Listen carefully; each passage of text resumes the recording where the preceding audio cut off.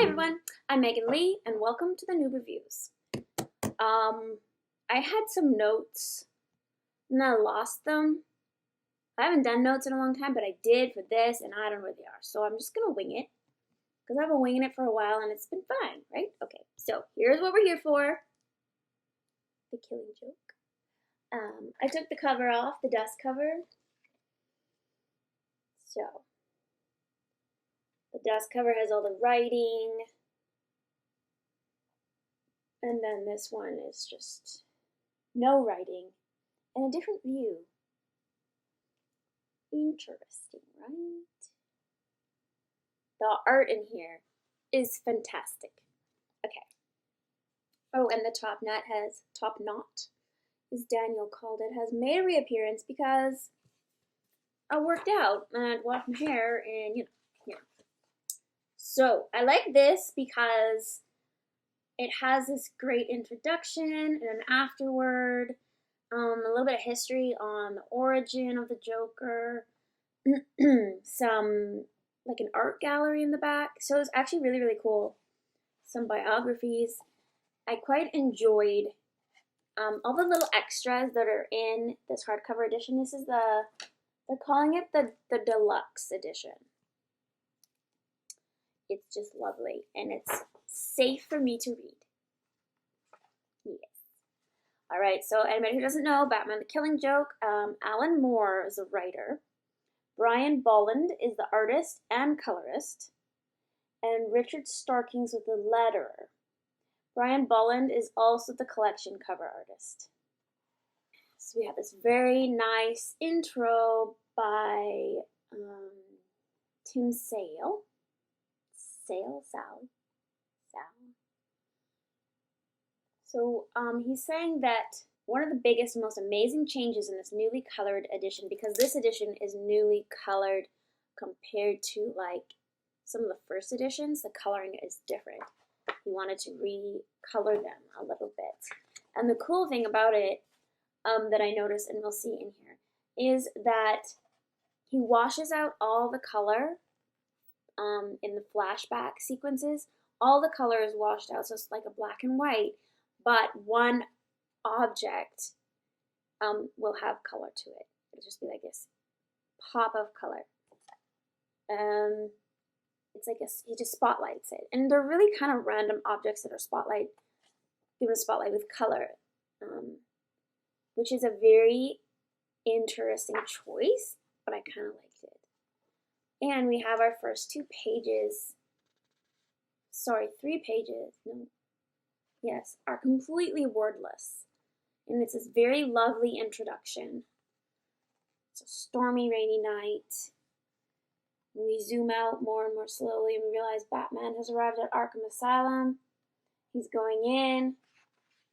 We get this little view of Harvey Dent right there. Interesting little view of him as Batman passes and he enters. Look at that entrance. Look at that. This is an incredible entrance, introduction. They have this strange philosophical type discussion about one of them is going to have to die. It's going to be one or the other. And Batman doesn't want that, but it's just going to have to be so, you know. Alrighty. I did find at least one inconsistency that was interesting to me. So in this, he's getting a little handsy with the Joker because the Joker's pissing him off, and he actually ends up wiping the makeup off of his face. So we see his skin underneath, right? Okay.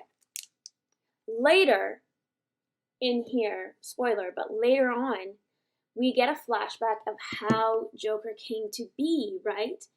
How his lips were like scarred and everything, how his hair turned green. And they said it was due to him falling into this chemical vat, or he dove in to escape the Batman. And we were told that is what deformed his mouth, turned his hair green, and his skin white. But here, in this moment, we are led to believe that it's makeup because Batman's hand on his face, his glove, wipes the makeup off and we see skin underneath. So I found that to be an inconsistency. I don't know if somebody wants to explain that to me. And then also, that origin of Joker, who the writer, who the writer again? Look it up. I can't even remember names. Oh, Alan Moore. He did say that he didn't like writing a Joker origin story. And so to him, or was it Brian Bolland, who was coloring, didn't want there to be a Joker origin story. One of the two. They said that to them, this was just one of the many origin stories of Joker, and you'll never know the true one, which I kind of like. That keeps that mystery of Joker, right?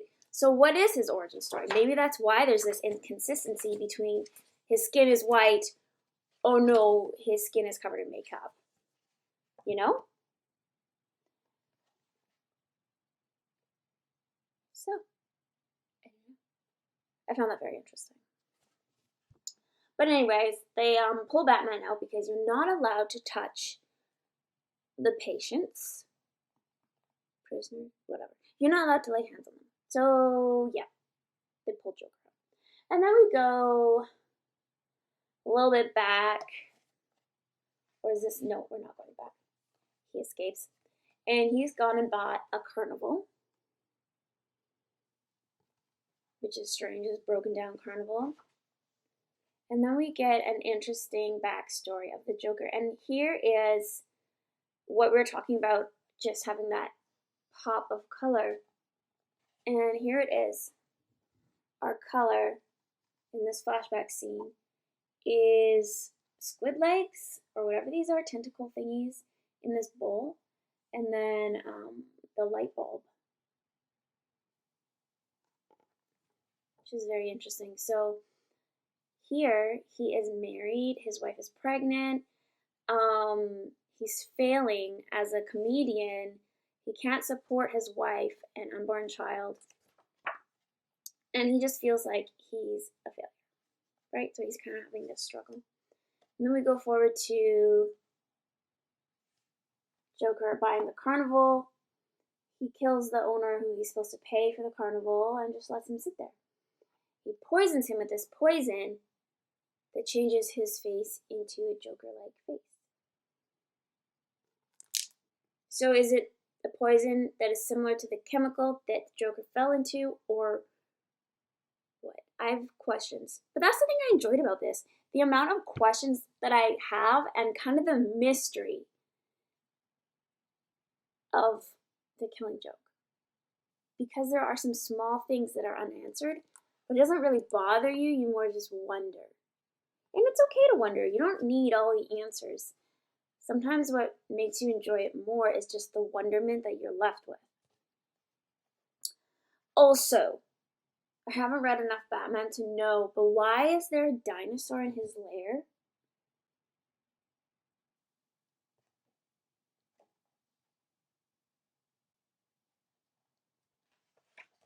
The dinosaur is there in his lair. I don't know. Okay, Alfred comes in. We go to Gordon's house. And he and his daughter are just hanging out. She used to be Batgirl, right? Or is she still?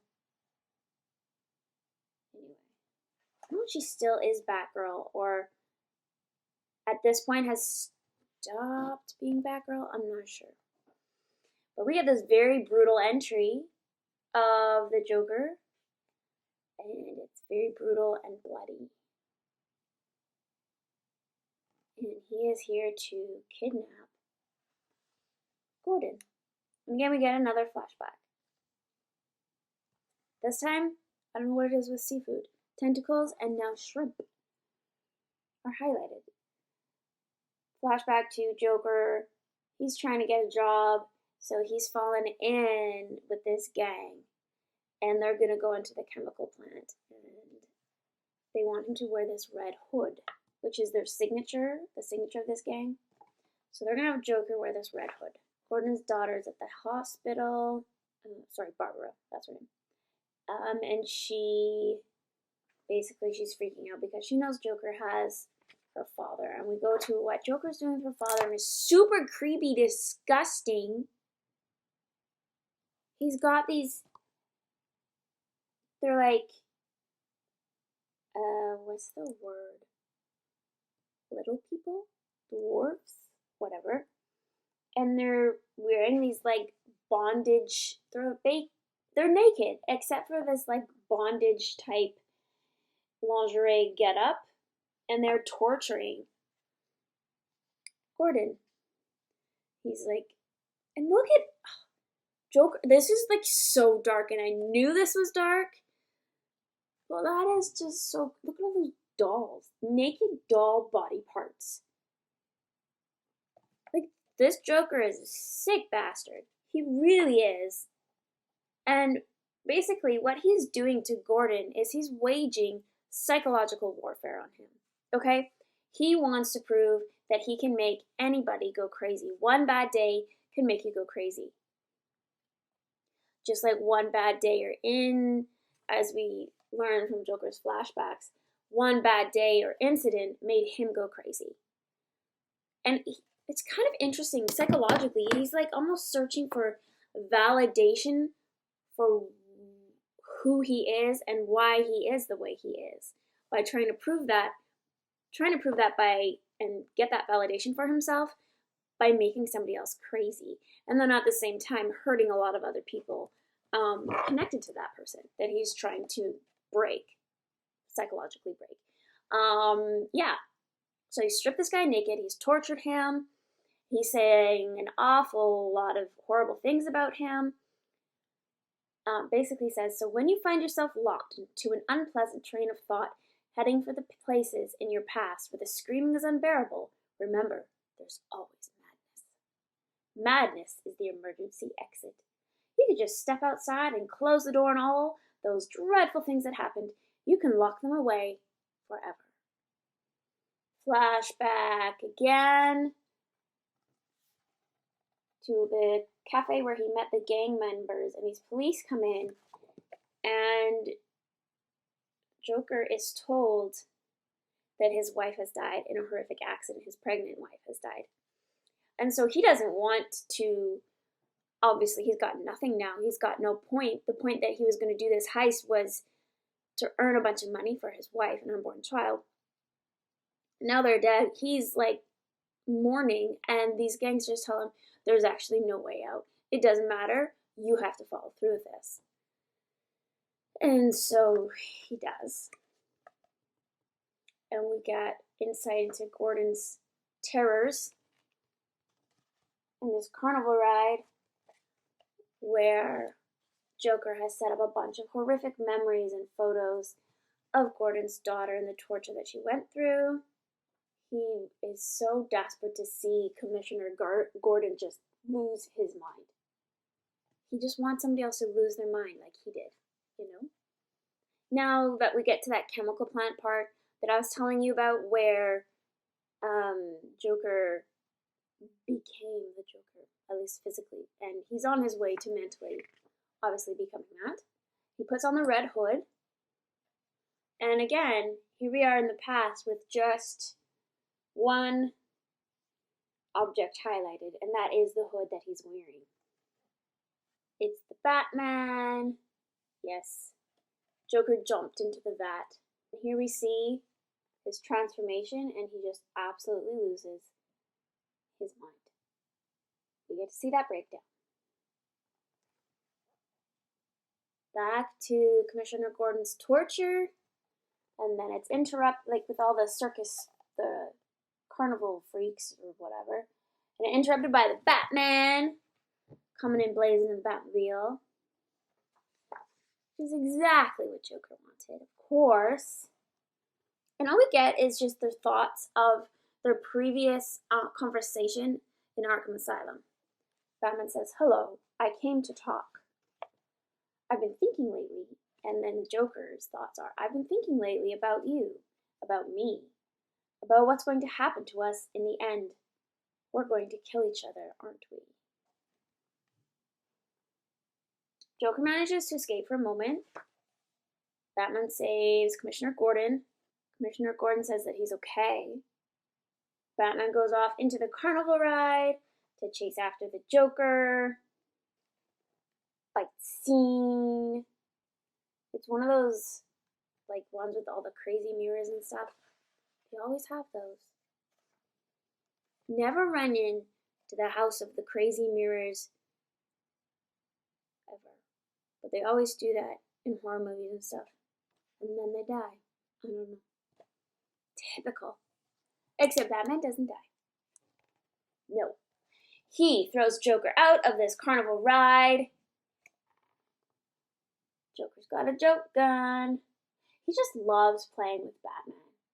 He doesn't really want to kill Batman because he loves the competition. He never wants that to end, Joker. So anyways, they've got this standoff. Joker's kind of given up. And Batman says that it doesn't have to end like this. I don't know what it was that bent your life out of shape, but who knows? Maybe I've been there too. Maybe I can help.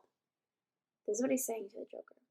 We can work together. I could rehabilitate you. You needn't be out there on the edge anymore. You needn't be alone. We don't have to kill each other. What do you say? Joker says, no, it's too late for that. Far too late. You know, it's funny, this situation. It reminds me of a joke. Here comes. I don't know if I should tell you the joke. You've probably all read The Killing Joke. I'm probably the only one here that has not read The Killing Joke. See, there are these two guys in a lunatic asylum. And one night they decide they don't like living in an asylum anymore. They decide they're going to escape. So, they get up onto the roof, and there, just across this narrow gap, they see the rooftops of the town stretching away in the moonlight, stretching away to freedom. Now the first guy, he jumps right across with no problem, but his friend daren't make the leap. You see, he's afraid of falling. So then the first guy has an idea. He says, hey, I have my flashlight with me. I'll shine it across the gap between the buildings. You can walk along the beam and join me. But the second guy just shakes his head. He says, what do you think I am, crazy? You turn it off when I was halfway across. Oh boy. That joke proves that they're both crazy. And then he laughs, and Batman laughs, and they stand there laughing like crazy people as the rain falls down. And that's it. We're kind of left like, what? Does he go back to Arkham Asylum? I believe right here, yes. There's sirens, there's headlights. The police are coming. And Batman and Joker are laughing at this crazy lunatic asylum joke. And we end as we began, with drops of rain.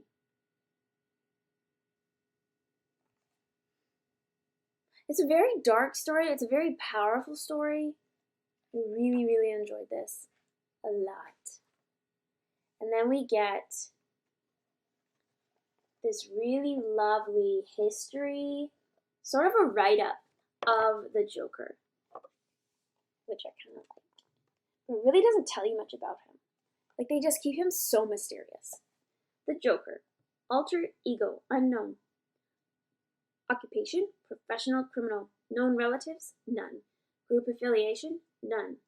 Base of operations, Gotham City. First appearance, Batman #1, spring 1940. Height 6'5", weight 192 pounds, hair green. He is the Batman's most unpredictable and ruthless foe, a psychopath who will kill anyone, even his own associates, at a moment's notice, merely for his own amusement. Reporters in Gotham City long ago stopped referring to him as the clown prince of crime, for even they have realized that there's nothing funny about the Joker. There's a lot more write-up, and then they talk about his powers and weapons. The Joker's manic inconsistency is what makes him truly threatening. Frequently, he has used weapons as frivolous as deadly exploding cigars or high-voltage electric joy buzzers. At other times, he has taken up whatever weapon lay at hand, be it a crowbar or a submachine gun, and laid waste to all in his path. He's an average hand-to-hand combatant, demonstrated the abnormal strength of a madman from time to time. His most infamous weapon is his Joker venom, a poison of his own invention that when introduced into the bloodstream leaves his victims' faces pulled back in a ghastly grin not unlike the Joker's own. So there's just some more interesting information, a lot of cool art. Some of the essential storylines that the Joker's been in are Batman the Killing Joke, Batman, Death in the Family. I have now reviewed both of those. Joker, the Devil's Advocate. Batman, the Man Who Laughs. So apparently I got some more. So I find Joker a very intriguing character. For sure. He's a psychological maniac. But I think that's why we all find him interesting, you know?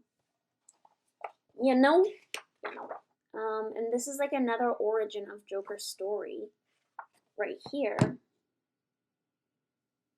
So like I said, there's a lot of different origin stories of the Joker. Here we get to see Harvey Dent, Poison Ivy. This art is just incredible, like absolutely incredible. Penguin. It is so much easier to hold up a hardback book. Now we get the cover story. So Brian Bolland took pictures of himself in a mirror as reference for the cover. So that's really cool backstory into how he did that. Here is it finished. And then we get some pages of sketches. It's really cool. I love when they show this. Sketches, pre-color. You know, this is preliminary pencil sketch and final inks. The Greatest Joker Stories Ever Told. Paperback 1989 is this cover. And then this is it in full color. Full color. So cool! Here we got another cover for a 6-issue miniseries entitled Joker Last Laugh. So we got the initial inking, and then we get our full color version. Here's another one, Joker Last Laugh, number 6 cover. So the first one, they actually decided, like this one here, and in the pencil, that it was like a little bit too much for a cover. So they had to change it. And basically, no black eye and no blood on his face, or at least very little. They're just kind of like, I don't know, it's a black eye or whatever. It's a black eye. Cover story, the DC Comics art of Brian Bolland, Dust Jacket, 2011. Look at this. It's amazing. Loving all this art. Here we have Wonder Woman number 96 from 1995. The original rough pencil sketches, and then the final color.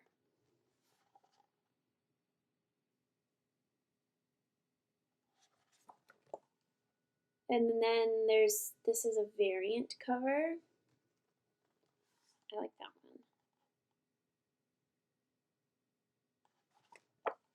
one. And the other one, Dark Knight 3, The Master Race number 1 variant cover from 2016. I think I just bumped the mic, I'm sorry. And then we get a sketch drawn in Paris, he said. An Italian artist, Tonino Liberatore, produced a painted version of it for the French edition of The Killing Joke. So then we have the different versions for different countries. And it's funny because I never think to myself that they do different versions, but they do, depending on the country. Here's a Killing Joke animated movie mini poster in 2016, right here, and then this is the Blu-ray cover. Little note on that, the movie that is. So I was told by people, don't watch the movie. It sucks. And I was like, okay, I trust these people. I won't watch it. I came across it on Netflix and I watched it. 15 minutes in, I had to turn it off. Because literally, you know how it's right here. Follow the comic book. I understand you have to maybe you want to do a little bit of backstory, maybe you want to change up when different characters come in and out, whatever. Stick to the dialogue. This is a really great story. How it's set up, you know? We have this really great entrance. Like, this is literally a storyboard right here. It's a storyboard. Hello? Like, a lot of your work is done for you. Just put in some filler if you need to. We just have this great entrance of Batman. He and Joker together. Like, it's all there. It's all there. It's not that hard. What does this movie do? Oh my goodness. 15 minutes in, and all we've done is we have this introduction of Barbara when she was Batgirl. So we go back in time, and Barbara is still Batgirl working with Batman. Sort of working with him. And I was like, okay, that's fine. Like, okay, introduce Barbara a little bit more. Something horrific is like, because I had read the comic book by that point. So I thought, okay, they're going to introduce her. They're going to do a little backstory on her so you kind of get attached to her before this horrific event occurs to her, right? Let's like build up the drama and everything else, emotional, whatever, right? Fine. No, we're 15 minutes in. We're still focused on Barbara. We're going to like her job at a library, talking about relationship issues with her gay best friend. And like, that's fine and all. I don't care if somebody's gay, whatever. But that has nothing to do with the story. It has nothing to do with Joker and Batman. 15 minutes in, we have not seen Batman. Except for that small moment when they showed him and Barbara working together. And Joker has not yet entered the scene. This is called The Killing Joke. 15 minutes in, it's all about Barbara. I'm okay if you want to give an introduction to her character, because like I said, it kind of can build up that attachment, that momentum, and then that horrific incident happens to her. But no, it really, I just didn't watch the rest of it, but it just really seemed like they're just trying to make the movie about Barbara. And I don't know what went on in the rest. Maybe, I'm assuming she was still at the forefront, even though in The Killing Joke she's not, okay? She has that horrific incident at the beginning, and then Batman visits her in the hospital, and that's the only times Barbara appears. Don't watch the movie. Watch 15 minutes. Didn't need to say anymore. Didn't need to see anymore. No. That is not The Killing Joke, okay? No. Alrighty. Let's look at some more art. Detective Comics number 1000 variant cover 2019. This is a really cool cover. I don't know how good this actual comic was, but look at the gang's all here. The gang is all here.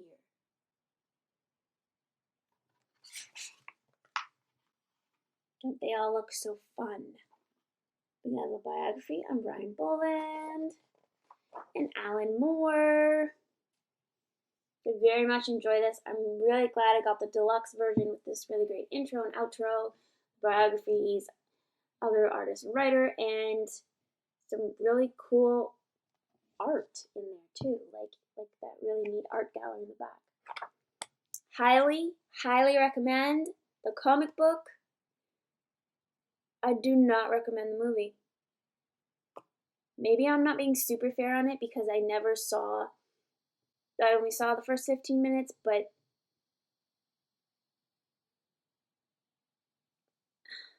it's called The Killing Joke.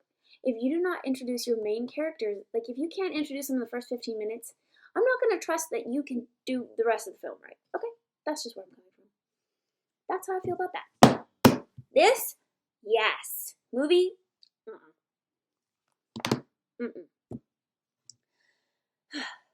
Okay. Let's do a little sneak preview, and then we'll wrap things up. Alrighty, so we have, I'm going to continue with Spider-Woman. Very much enjoyed her. I'm getting into her original origin story, so we shall see how that goes. Of course, we have Berserker, issue 7. My fancy covers that mark really easy and drive me nuts. We got our giant Superman annual. And I think this is the issue I'm going to be reading from in here. I do believe it's the one I was laughing about. The one that they call like the fattest woman or something. Yes. No, this is the Witch of Metropolis. Lois Lane is turned into a witch. So we're going to get Lois Lane interaction with Superman. I'm very excited. Really enjoying Superman. And then the new thing I'm going to read, I'm excited. This is an Avengers comic. It's called The Season of the Witch. So I am going to get my introduction of the Scarlet Witch. I'm really excited about this. I saw a lot of cosplays of her. I think there's like a TV show or a movie out that I've never seen. Yeah, there are a lot of cosplays. Her? Scarlet Witch? Wanda? Is that her name? I could be wrong, but I swear I saw a lot of cosplays of her at the Fan Expo. I could be wrong, but I'm pretty sure it was her. She was a very popular cosplay. Yeah, that was the fastest sneak preview I've ever done. Ah! Stop it, be careful. Alrighty.